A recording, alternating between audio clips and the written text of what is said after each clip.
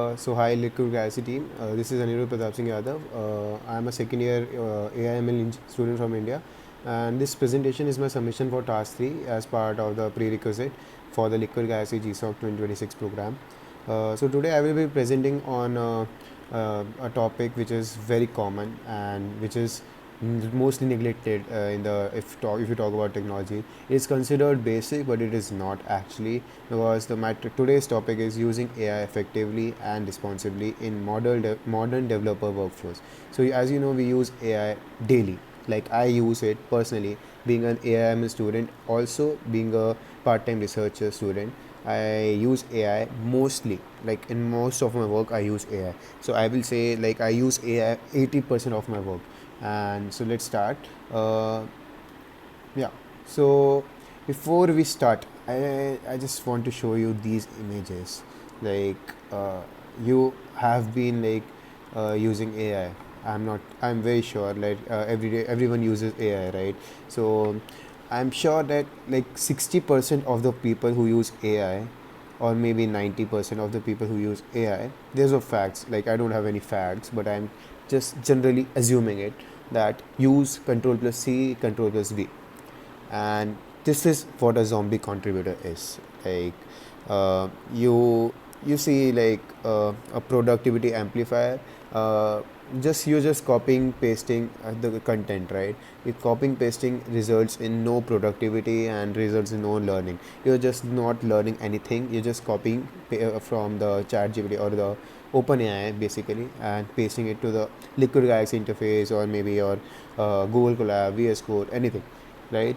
But being to be a productive amplifier, or to like you know, like to learn something, you need to review your code. Like suppose I am writing hello Python, or print Python, or print hello world. Suppose I'm writing it. So suppose there's a bug on my, I have not used apostrophe, or the I have not closed the bracket, right? If I haven't closed the bracket, it shows me the error, right? But I will not just directly copy paste the code which from the chat GPT or the OpenAI. I will first look into the problem, right? Maybe I'll just put it into the Google on the browser, or maybe I'll just put in the OpenAI, and then ask for what do you think is my um, what do you think is wrong in this code. Maybe he can give me hints, or like the chat GPT, OpenAI can give me hints, right? But not directly answer.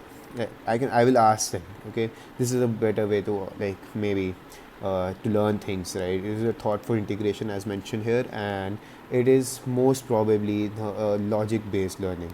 So Liquid Galaxy, as you know, values understanding over speed. Like you can finish task 1, 2, 3, 4, 5 within like 1 week, but to understand each and every task, which is like it personally, task 1 took me like 4 days, because it had some new concepts like KML, SSH, and the task 2 took me like 2 weeks, because yeah, it had concepts like SSH, KML, and other things.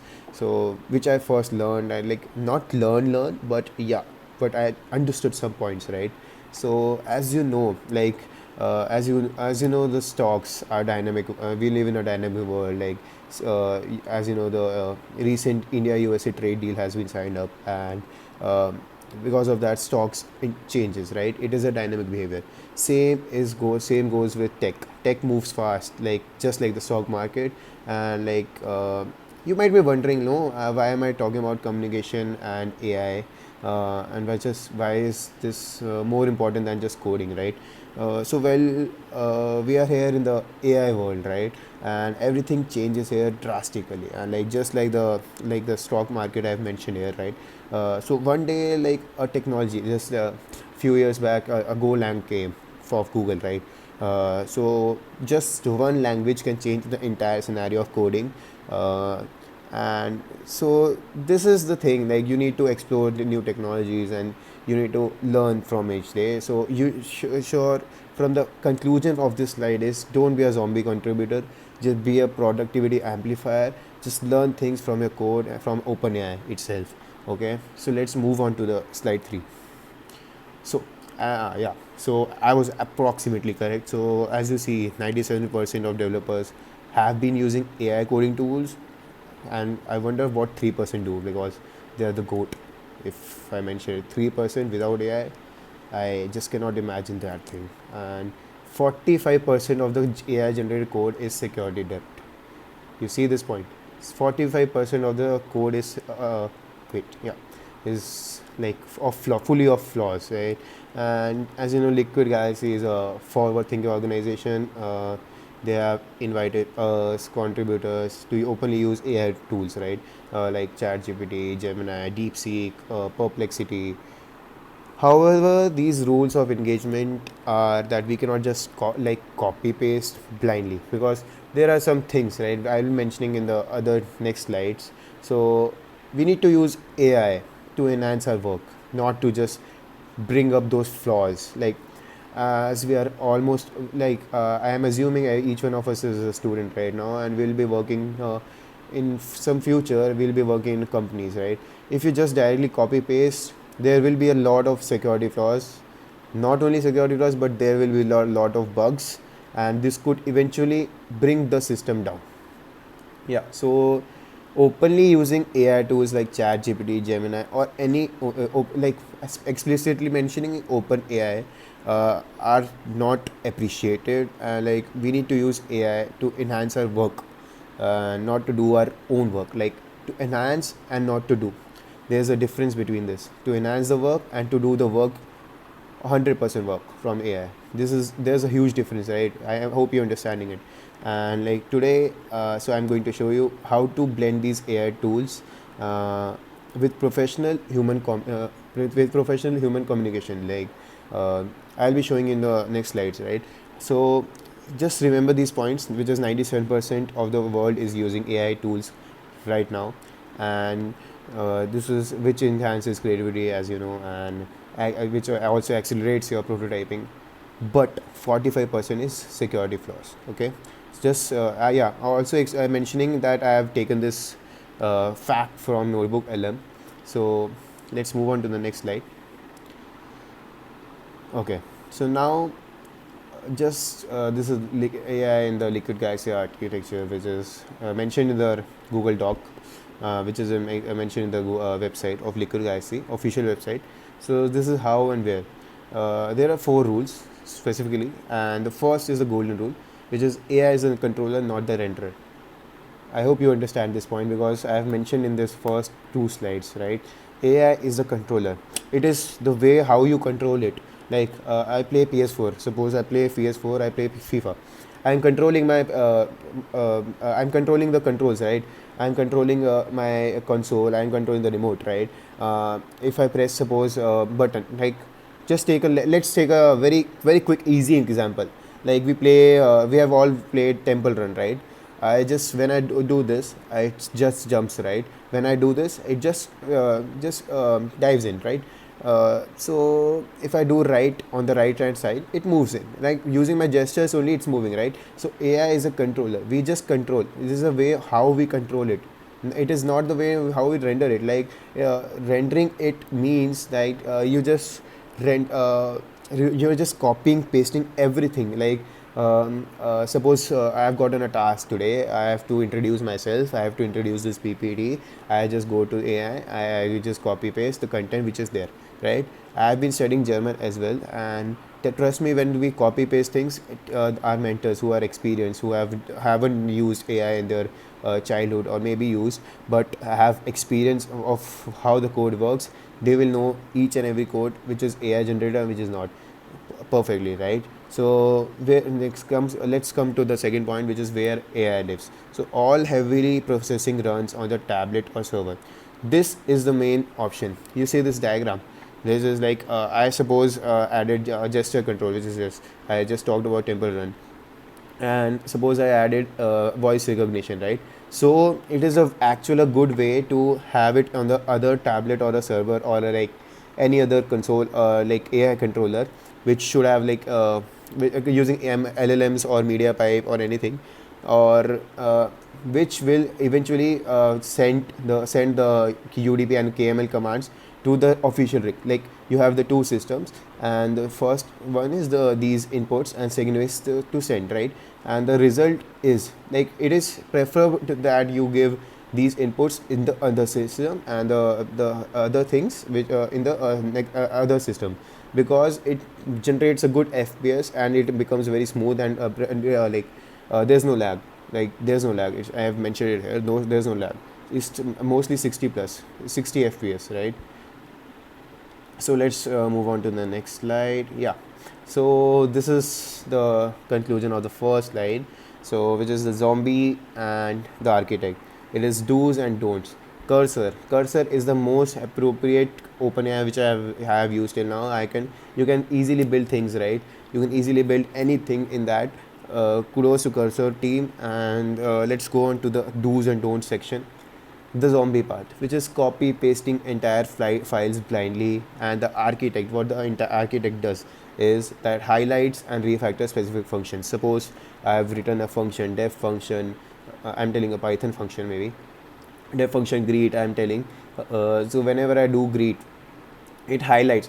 Suppose there's a bug, so I will just highlight it and refactor it. Refactor is looking into something, and I will just highlight it. Oh yeah, so uh, highlight it, so people don't do mistakes, right? Second point is zombies is accept generic names like var data. It is a part of type of identifier, right? You should not do this. You should not give a generic name, and the project naming should be good. Like KML packet.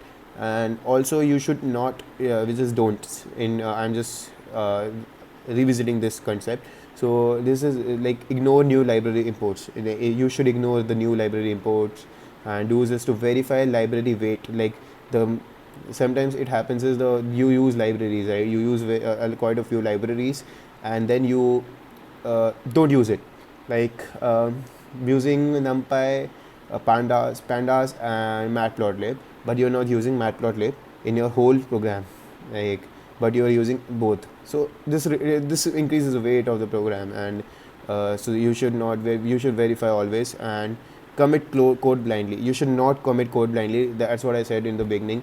You should not copy paste everything, like commit from GitHub or any other source code blindly. You should understand it, and you should read every green line of the code.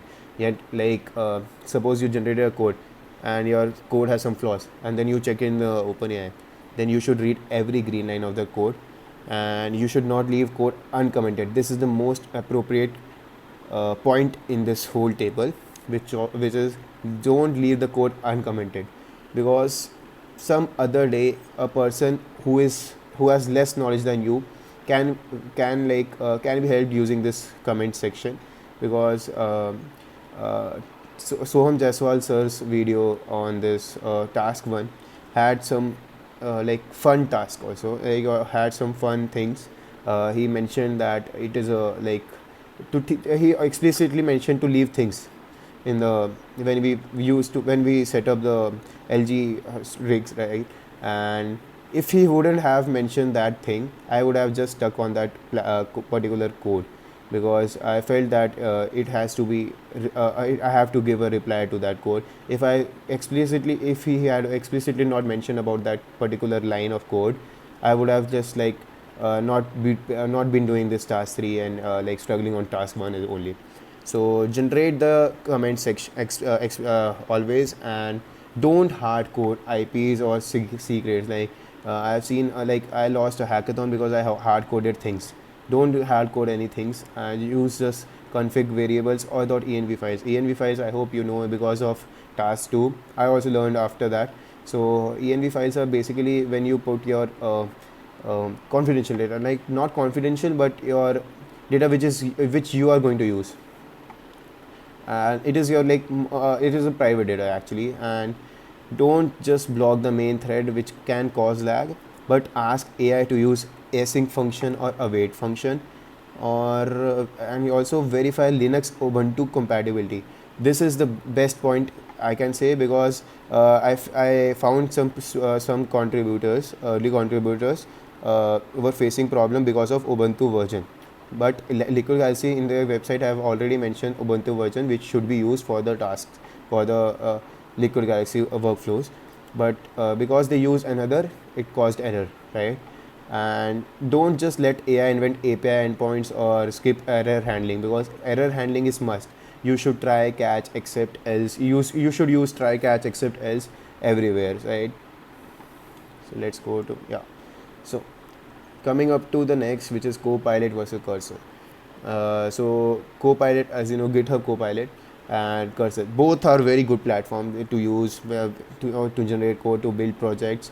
But you should see a difference in this, which is like context awareness, which is uh, just reading this out, like context awareness. Cursor, deep code bases indexing, file symbols to reference specific dependency, and this is a tab context aware, relies on open files. Like if you see a good difference, you're just building a project and you're using GitHub Copilot and Cursor, right? So when you say it, yeah, in Cursor you need a deep refactoring of things, and like it needs a cross file dependencies, like it checks on the cross files of another files, and it works like part of something, right? And whereas the GitHub Copilot relies on the ecosystem completely, and it doesn't or it can use maybe it is a chat editor basically. When you ask this thing to the GitHub Copilot, it will answer, right? But the Cursor is completely different. It instructs you to do this, or this whole bunch of code it will give you for your project. And it will instruct AI to change the, maybe you can instruct AI to change the code in place, and you can do anything in that. And ecosystem, if you talk about Cursor, is fork of VS Code, and requires an development switch, IDE switch, and yeah, explicitly mentioning a point here which I haven't mentioned in this table, which is the version control. You should always see about the versions before you do anything, because if you're working on like if you have already installed all the libraries on your VS Code in the version, which is in the, like suppose virtual environment 1, but you cannot use then but you can but your main project is in your virtual environment 2, suppose. So you can, if you are using those libraries again in your virtual environment 2, it won't run because of the environment issue. You have installed in virtual environment 1, but it won't run in virtual environment 2. So yeah, so choose Copilot if you rely on Microsoft GitHub ecosystem, or require enterprise grade indemnity, or use JetBrains. Choose Cursor if you need deep refactoring, cross file dependency management, and are willing to switch IDEs. Yeah, so this is the Liquid Galaxy's perspective of AI policy. This is the rules of engagement, and also there's a contest built with AI. So the official stance of Liquid Galaxy is open usage, which allows AI tools at every stage from proposal to final code. And the red line is that the blind copy paste is the enemy. Mentors have 40 plus years of experience and will detect AI generated spam instantly. Mentors have 40 plus years of experience and will detect AI generated spam or code instantly. This is what I told in your first slide. And penalty can be immediate disqualification, or maybe your reduced LG scores, because they will have the interview. And if you're using AI completely or blindly, I understand that some part of the code you're not understanding, but whole code can be mislead, because if you're giving an interview when they are actually taking an interview after proposals, so if you're giving the interview, you might see that you are not able to answer in any question, and which can lead to a disqualification after 3 months of what you have done each and every task. So the selection filter is a perfect proposal is not enough, but you must pass live interviews, and mentors will question your logic without any AI help. Community test, which can public collaboration on Discord, which we have been doing perfectly well. And complexity test, AI struggles with LG. Like if you have taken help of AI, you will agree to this point. And also there's a build with AI project proposal for GSoC 2025 that was of last year. So you can have a look on this. I'll ask the mentors to share this slide, and you can just deep dive into this AI integrated proposals and the project, and you can just see that which can be motivating. And if you talk about responsible debugging and legacy code, the challenge is that you find code using old libraries or versions. I talked about versions in the previous slide. This is the main thing. Like, some things might not be compatible in Python version 4, or some things might not be compatible in Python version 3.6 or any other version, but some things can be compatible, just like the Ubuntu system we use, right? Ubuntu. In this, because they have explicitly mentioned that Ubuntu, this version is to be used for the liquid gassy workflow, because they might be facing issues in the previous version or the newest version. So just don't ask AI. Like, this is like, I hope no one does this, but yeah, just don't ask AI to update everything to the latest version because it won't help you. Um, and also, there's an example I gave. So the project uses an older library, suppose, and AI suggests you to upgrade to V4 for better performance and rewrites the code, for instance. So there can be a crash. Like, Liquid Galaxy rig is running on your older Ubuntu Linux version, but it is not supporting the newest library. So the code is actually working. Like, it is working on your laptop, but it's actually failing on the output system, which is the rig.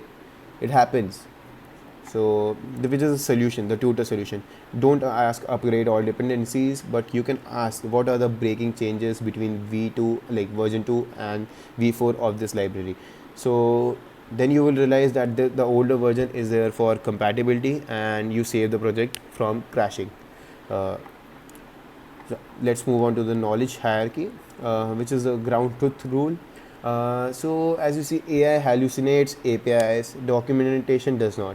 AI can be hallucination, and like documentation. If we talk about the official documentation or in the present and like uploaded on the Liquid Galaxy wiki also, so you can take always verify reference. Like, for example, me, I took the help of Liquid Galaxy wiki KML documentation. I took for the KML task, because the task 2, because I was not able to do anything regarding the KML. It was new to me, and like, I was not able to do it. I was not able to get the KMLs after running it on the output screen. Then I found the fix of that, and I fixed it. So you should always refer to the documentation first before asking anything to AI. Just refer to the documentation and then work on the AI system. And the Stack Overflow advantage, like, there's plenty of code available on the Stack Overflow. Before the open AI came, there were plenty of websites, many good websites explicitly mentioning Stack Overflow. Stack Overflow is a very good website when you want to search anything related to code, or maybe Reddit also helps it. And you can anytime ask on Discord as well. So just go and search. My suggestion as a student would be, because I always relied to AI on like AI in my first year, but since I have been learning things, I know that's if we rely on AI, it's nothing to us. Then you should always search on Google first, like to websites first for the what is going wrong, what is went wrong, and then you can just ask similar question to ChatGPT, and then you can see what actually happens. You will eventually start learning. So the workflow should be that read the docs to understand what is possible, surf the web to see how others implemented it. Like, if you're following the 10 complexity thing, you can see, if you're following lead code, then you see the like how others implemented the logic to reduce the time complexity and so on. So prompt the AI to synthesize that specific knowledge into code. So this is the image generated by Gemini, and thanks to Gemini, this is the responsible AI checklist. Like, before I conclude anything of this slide, I just want to like, you just want to if you want to be a responsible AI engineer, you must checklist this. Like, you must see this checklist, like, which is code ownership. You should see that did I read every line of AI generated code. Like, suppose there's a code which AI gave me of 500 lines. I'm sure I will not read, because I'm being honest, I will not read, because I know AI is correct. And if you want like this UI changes, you just ask AI, just change it. But I will not read, right? But thanks to Liquid Galaxy for the task 2, I was using AI, yeah, but uh, but AI was not able to do what I wanted, what I actually wanted. So I looked into the code and like changed it myself. I felt very happy at that time, and like I'm sure that you guys also feel the same. So just see the code ownership thing. Like just be a owner of your own code. Just see if do I know why each function exists. Did I read every line of AI generated code? Can I modify or debug it myself if it breaks? Like, can I modify? Actually, start from less programming, but go on to the large programming things. And if suppose if a function fails, you don't ask AI again. You just fix it. You just look into it. At least try. Then before asking AI, this is a code ownership and security and safety. No hard-coded secrets. Put on everything to the .env file, IPs, tokens, or credentials. Are config stored in env files or secure config? That's what I mentioned. API keys move from code, environment variables. There's an example. Logic and correctness. Coming to the logic and correctness part, is business logic correct? Not just working. Like there should always be a logic, right? If you're doing it for your own self, it should be a personal logic. But if you're doing it for your task point of view, then just see the logic of that thing, right? So does the AI solution match the real requirements? And AI calculates, like example, AI calculates distance correctly but uses the wrong unit. Like suppose it has to be for a highway, it has to be 5 kilometers, right? It takes me to the it uses Pythagoras theorem, suppose I'm telling you, and it uses h square is equal to b square plus p square. It takes me to the, it gives me answer 13 kilometer, but my actual triangle is of centimeters. Centimeter and kilometer, there's a huge, very huge difference, right? So AI can be wrong, and hey, your logic can be wrong basically. So this is what it is. And explainability, not, which is non-negotiable. If only like you forget everything, you should not forget explainability. This is the most important point of this whole topic, and which is non-negotiable. And like you should always ask, like, can I explain the flow step by step without notes? Like you can look in your code, of course, yes, but when you give interviews, right, you just cannot use AI or any other software. You just see your code and can you explain the flow of flow step by step without notes? Like, can I answer why did you choose this approach? Why not that approach? Why this approach? Can you answer? Because if you honestly ask me, I can 60% because I also took help of AI, but not 100%. I'm sure I could not answer 100%, but this takes me to the like self-learning part. I'll explain. I'll go and learn my Task3 project again, and then I'll just look into the code and just see if I can explain each and everything. This gives you another task, which can be you also go and check your code and just see if you can do it, right? This next part is maintainability. Is the code readable by another developer? Like, have you put on the comments, the names are correct, the structure is clear? Suppose you have to you're making a function tree but it has mangoes. How will it look, right? Like, so naming should be correct, right? Also, deployment confidence. How do I know how to deploy, stop and restart it? This is a later thing. Like when you do the projects, this is a later thing, right? So do I know where logs and errors appear, and app crashes? Like, do you know why this app has crashed? uh, and you know where exactly to check, like maybe because of that bug. I'm sure our mentors could check it, because I saw he was answering my mentor Yash sir always answered my queries regarding the bugs I faced, even in the midnight, and like also mentioning with answer who helped me in the code. So let's move. Yeah, so this is a conclusion. This is the last slide, which is to tell you all that AI is a force multiplier, not a replacement, and the competitive advantage belongs to teams that masters the 3S. The 3S are skill, speed, security. Skill being the advanced prompting and reasoning. Like you have all heard about the prompt engineering, right? I've also heard about it, and like trust me, it's the like best thing. I can feel it, because prompt engineering is what we are already doing it. Like you're giving beautiful creative prompts, right? I know like some people of us, like even me, I sometimes use during before my end semester, I sometimes use AI, so ChatGPT, explain me this code, explain me this maths theorem before, suppose I'm a donkey and you are I don't know nothing about this concept. Explain me like I'm a donkey.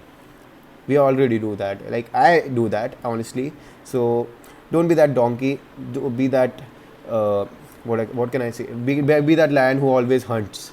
So AI is a force multiplier and cannot be a replacement any day, anywhere, and anytime. So second point is speed. You should always master the speed. Like intelligent tooling and automation can be a good thing, but you should know the logic, of course, and the security. Rigorous defense against generate these days cyber security issues are going to the next level, right?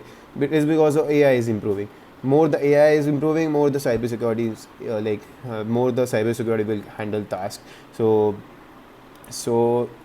yeah, so this brings us to the end of my presentation, and thank you for sticking by for approximately 20-25 minutes.